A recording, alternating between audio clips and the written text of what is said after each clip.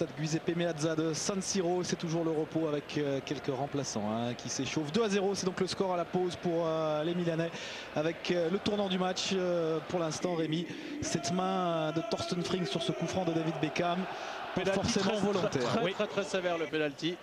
Il est sévère ce penalty, par contre il est magistralement exécuté. Andrea Pirlo qui ouvre le score. C'est difficile de mieux placer le ballon. On n'en voit pas souvent des penaltys aussi bien tirés. Bravo Andrea Pirlo. Les supporters du Milan doivent être heureux à l'heure qu'il est. Parce que c'est quand même sérieusement bien parti là pour le grand Milan AC.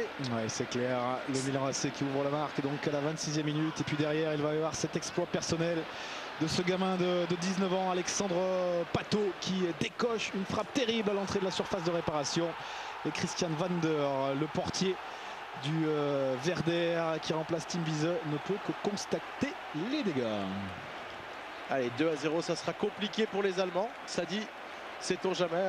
Rappelons-nous cette fameuse finale que Maldini n'a pas oubliée à Istanbul. Oui. 3-0 à l'aller, au match à la mi-temps, pardon, 3-3 à la fin pour les Reds de Liverpool. Mais le Werder n'est pas Liverpool.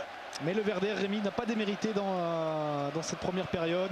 Ils ont effectué 25 très bonnes premières minutes. Derrière, il y a eu ce penalty qui leur a un petit peu cassé le moral. Mais ils ont mieux fini également cette seconde période. On va le voir avec cette tête notamment d'Hugo Almeida. Ce score de 2-0 en faveur des Milanais, quand même, je trouve assez dur pour les Allemands. C'est dur, c'est sévère, mais c'est comme ça, c'est souvent comme ça. Le football, longtemps on disait le football c'est un jeu inventé par les Anglais où à la fin c'est toujours les Allemands qui gagnent. C'est plus le cas, et notamment face au Milan AC. C'est souvent le Milan AC contre son adversaire qui gagne.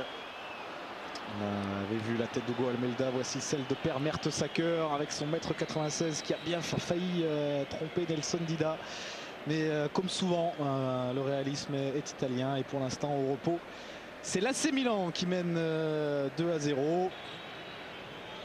Dernière frappe, pied gauche, détourné par Nelson Dida en corner. Ce sera la dernière occasion de cette première période.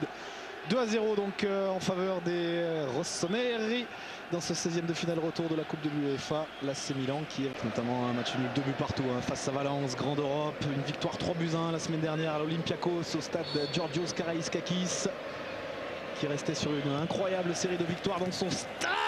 Et la réduction du score, la voici pour le Werder Brême. Une réduction du score qui va relancer complètement cette rencontre. C'est Claudio Pizarro qui avait été puni la semaine dernière pour un retard. Il avait été exclu du groupe par Thomas Schaaf lors du match face à Cottbus. Et Claudio Pizarro, il avait promis dans la presse qu'il ferait tout pour qualifier le Werder sur la pelouse de l'AC Milan. Et bien pour l'instant c'est lui en tous les cas qui remet son équipe dans cette rencontre. Allez, c'est bien pour le spectacle. Quand je vous disais tout à l'heure de ne pas vous précipiter pour nous annoncer le tableau des huitièmes. Le Werder est de retour, le Werder est revenu dans le match grâce à Pizarro. Et le Werder, Rémi, est à un but maintenant de la qualification.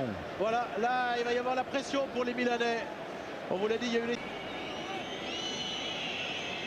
Je crois qu'il a sifflé en fait. Non, il a sifflé coup franc. Non. Ce sera un corner. Parce que la balle était sortie, il y a eu le corner. Ça l'arrange bien, ça l'arbitre. Le corner frappé et renvoyé de la tête par Marek Jankulovski. C'est un véritable siège à présent sur les buts de Nelson Dida. Avec ce ballon, cette reprise de la tête et l'égalisation.